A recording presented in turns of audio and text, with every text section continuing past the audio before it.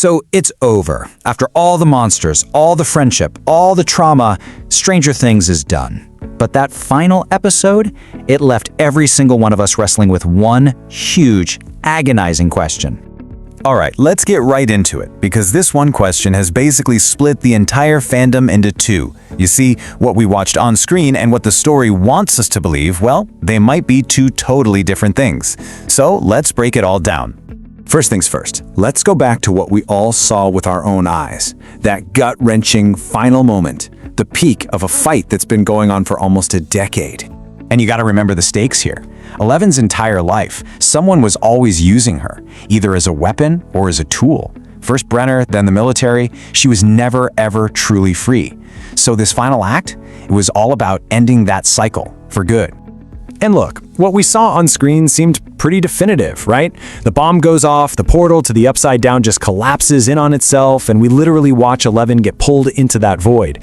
She knew that as long as she was out there, people like Dr. Kai would never stop hunting her, which put everyone she loved in danger. It really looked like the ultimate sacrifice. Or was it? Because, the show doesn't actually end there. It jumps forward in time and throws us this lifeline. A completely different version of the story told by the one person who needed it the most. Right. In that epilogue, we see the gang. They're trying to move on with their lives. And Mike, who is clearly still grieving, uses their very last Dungeons & Dragons game to kind of rewrite history, to give Eleven the ending that he feels she truly deserved. And this just lays out the two realities perfectly. Over on the left, you've got what we all witnessed, a heroic death, but a tragic one. But on the right, that's Mike's theory.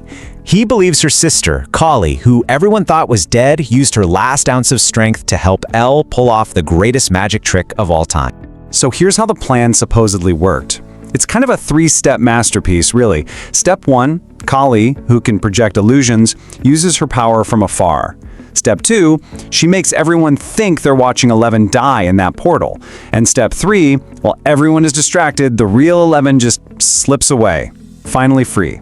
I mean, so much too perfect, isn't it? And Mike, he gives us this incredible, hopeful image.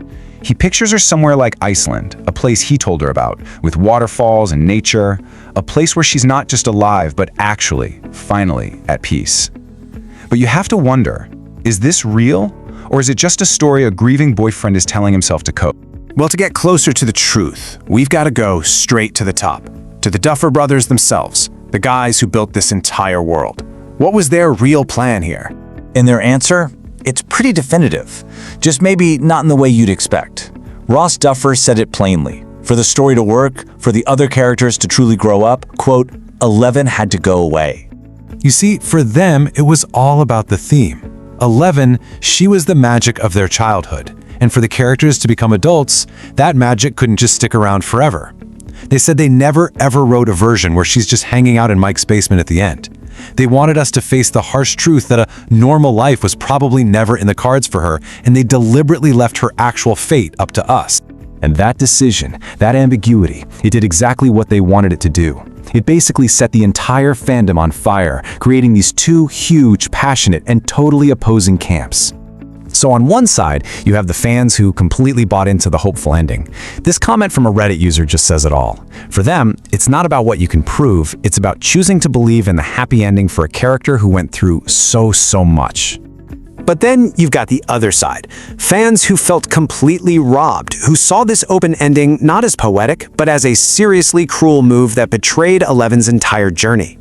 This reaction here shows just how angry some people were, feeling like she was denied the happy ending she had earned with her family. So, how do we make sense of this? The tragic sacrifice versus the great escape? Well, maybe we've been asking the wrong question all along. Maybe the point wasn't about what happened, but about the choice itself. I mean, think about it for a second. Since the very beginning, she was a tool to find Will, a weapon to close the gate, the only one who could stop the Mind Flayer, the only one who could fight Vecna. Her entire life was just a long list of things she had to do for other people. And that brings us to this big idea, self-determination. It's the process where a person gets to control their own life, to make their own choices. It's the one thing Eleven never, ever had. So here's the real takeaway.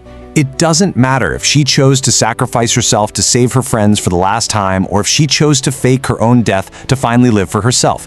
Either way, the decision was hers. For the first time in her life, no one was telling her what to do. She took control of her own destiny. And that, right there, brings us to the end. The Duffer brothers didn't give us a clear answer because, really, the answer doesn't belong to them anymore. It belongs to us. This one line from Mike is really the whole point of the finale.